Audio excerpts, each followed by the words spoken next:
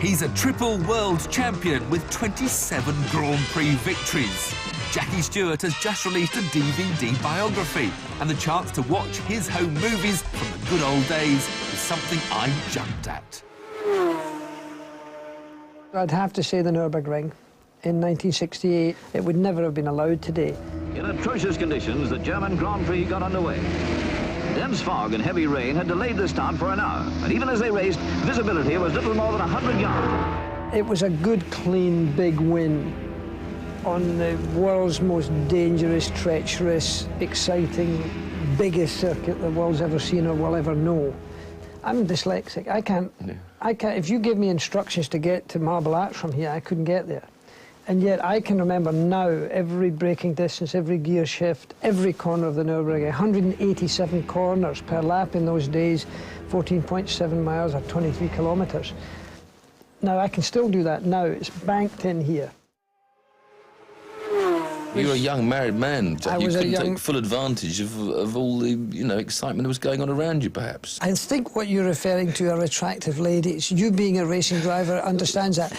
Clearly, I was considerably more focused and absolutely concentrating deeper than you, because, frankly, I never saw some of your colleagues... I think some of my colleagues probably did see some pretty girls. but I tell you, motor racing in my day was very dangerous. And sex was safe. I just lifted off, but it was too late. I'd lost it, and around I went going down the road backwards, and I just got it to a stop by the side of some railings. And I started looking for the gear. I think the gear lever was this way. As I looked down, I thought, bugger me, I said, there's Jackie down there in a car. And I thought, oh, God, he doesn't look so good. When I had my accident in Spa, I was so badly treated. No emergency team of people to help me, no marshals there, no ambulance there. When I finally got to the medical centre, I was put on the floor with a whole lot of cigarette ends. And then they took me to a hospital where the police escort lost the ambulance driver and they didn't know where to go.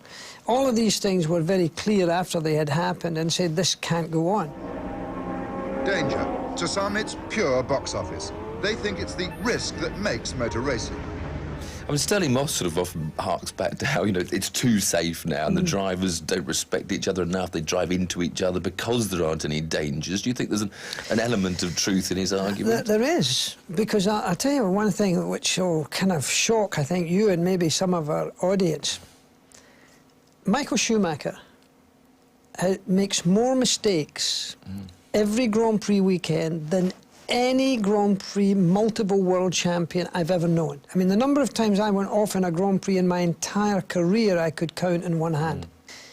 Because if you went off the road, there's a very good chance you were going to hit something hard and you were going to hurt yourself, never mind the car. You did go through this awful period to go to so many funerals. I mean, do you ever understand, can you yet explain to people really how you're able to go to those funerals and then get back in a racing car and just go out onto a track again and again? Compartmentising the mind. I mean, memorial services and funerals, looking after the widows at the track, packing cases of a dead man. Terrible. I'll never forget at Monza, when Jochen was killed, I was in tears. And I have to admit, by the Lesmos, I was back in the slot, and I went round and I did, I think, 2 flying laps and did the fastest laps I'd ever had at Monza, ever. But I'll never forget getting out of the car and bursting into tears. Suddenly it all came back to me, and Ken had given me a bottle of Coca-Cola. I'll never forget smashing it against the wall, just out of sheer frustration about why are we doing this stupid thing. There were rumours of one of my favourite cars, the McLaren F1, being somewhere in the family. Have you driven one of those? It's definitely in the family, but it's not Daddy, it's the rich son. No, Paul's got one. Yeah, have you driven it? I have, but very little. I mean, he's quite selfish about it. But it's a stimulating car. Yeah. I still think it is the best supercar. I think Gordon Murray and Ron Dennis and that team did a hell of a job. He drove me in it the other day because I had a friend of mine down and we put him on one side and me on the other. The seat, as you know, the driver's seat's in the middle. And even when I get in it now, I still get a buzz from it.